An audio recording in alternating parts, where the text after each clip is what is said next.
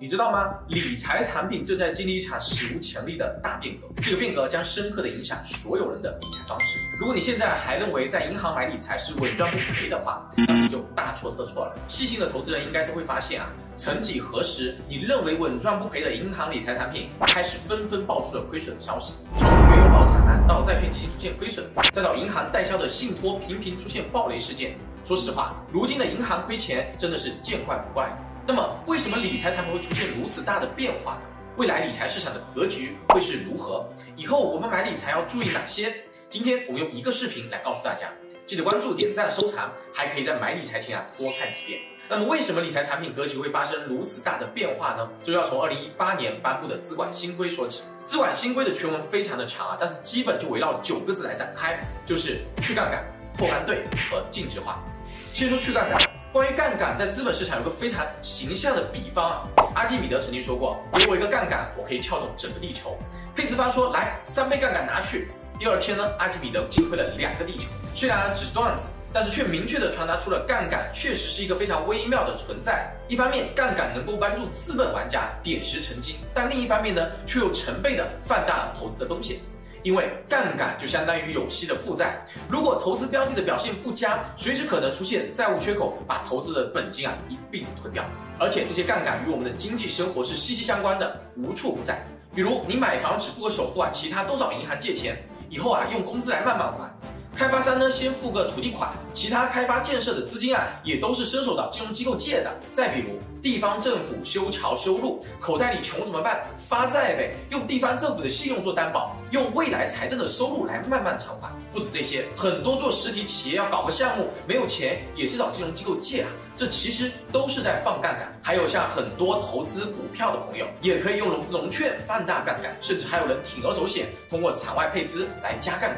那么网友就会问了，这些行为和我们理财产品有什么关系呢？当然有关系。之前你在各个金融机构看到的大部分明确标注预期收益率的固定收益类的理财产品，都基本上是把钱借出去投到了以上的项目当中去的，其本质上就是给别人提供了杠杆来着。如果房子涨价，开发商的房子卖得出去，地方财政持续创收，实体企业经营利润持续增长，股票市场节节攀升，这些杠杆都不是个事儿。但假如没有呢？如果经济没法保持如此高的增速，有息的杠杆资金还不上，那么就会给经济社会和投资人带来巨大的不可承受的打击。你以为政府不知道这些隐患吗？政府其实早就发现了这些问题，所以你会看到，在2018年开始，整个经济去杠杆、降负债、化解金融风险一直被反复的提及。那么具体如何去杠杆呢？首先就是支持实体通过股权直接融资，上市通道也不断打开了，创业板、注册制相继的推出。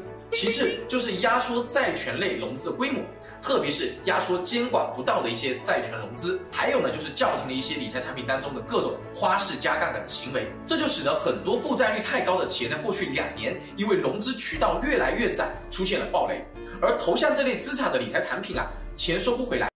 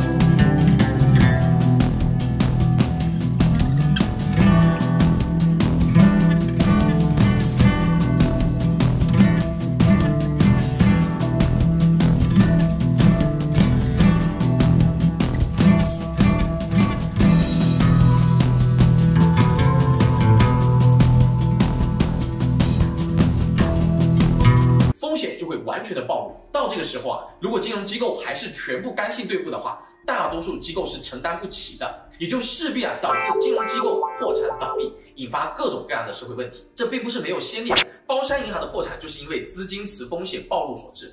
但是因为用资金池进行投资的特点就是根本核算不清楚客户投资资金和投资项目对应的关系，金融机构为了维护声誉也不得不干退。所以呢，国家也发现了要打破干兑的重要手段就是打破资金池，让投资的资金和项目能够一对应起来。之后呢，项目出问题就直接对应这个项目进行资产的处置，该拍卖的拍卖，该起诉的起诉。最后呢，看能收回多少就给客户分配多少。你看，最近某银行的产品就出现违约了，人家可就是义正言辞的发表公告说不干兑。所以现在买理财啊，不要做保本保息的美梦了，已经没有这回事儿了。第三就是净值化，这是资管新规最终落地的结果，这是非常直接的手段。理财产品净值化的意思啊，就是你所有投资的资产每天的价格变动都能直接体现在你的资产总额当中，像基金一样。这样的话呢，就从根本上杜绝了资金池的存在，你的投资再也不是一笔糊涂账了。虽然短期是大大压缩了金融机构的利润，但是长期来看是非常有利于金融机构长久发展和保护投资者的。资管新规自颁布之后啊，各类金融机构都在着手对资金池进行整改，也逐渐成效。3年以来，从资金池开始转型的银行，理财总规模稳定，但结构明显有调整和改善。规模约25万亿的银行理财当中，净值型的产品已经接近了70%，之前几乎是没有的。而坚持净值型产品运作的公募基金的规模扩张更是非常的快，总规模由2018年4月份的12万亿增长到今年4月份的22万亿。而在去杠杆净值化大潮的推动之下，信托规模却萎缩了接近1/4，这就是效果。资管新规要求啊，到2021年年底，各家机构要按要求完成整改。可以说，过了今年年底，你未来在金融机构看到的理财产品，大部分都是净值化的体现了。而在今年年底之前，一些还没有完成净值化整改的、资金池非常大的机构，很有可能再次爆出风险，这点也请大家千万的小心。那么，在资管新规完全落地之后，未来的理财市场的格局会是怎么样的一种情况呢？首先就是产品高度的标准化，你能够看到的产品会很清晰的知道它的底层投资标的是什么。由于净值化的原因，大部分理财产品都是直接投向标准化定价的资产，比如公开市场发行的债券和股票等等。这类资产的价格每时每分都是公开透明变动的，是非常好核算的。未来你所看到的银行净值化理财产品，它会和公募基金一样，告诉你债券股票投资比例分别是多少，然后呢，再让你做出投资的决策，甚至呢还会告诉你所投资的项目是挂钩哪个指数，是黄金还是石油还是沪深300或者中证500等等。其次呢，机构销售产品会出现同质化，不管你是在银行、券商还是三方机构，未来你看到的理财产品有很大一部分会相互雷同和重叠，特别是每家机构都有代销的保险、公募基金、信托、私募基金等等，产品会非常的雷同。第三，就是理财机构服务的水平也会大幅的提升。和以前买个固定收益只卖理财机构品牌的无脑销售模式不同的是净值化产品的销售非常需要理财经理有相对专业的知识储备，对于宏观策略、投资经理、产品结构、投资策略都要有清晰的认识和研究，才能够很好的给客户进行比较好的配置建议，这最终呢会让客户受益的。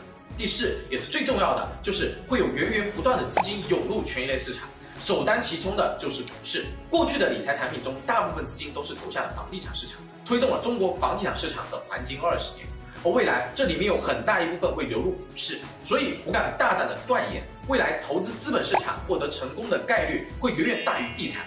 这是资管新规落地之后能够给我们理财带来的最大的变化。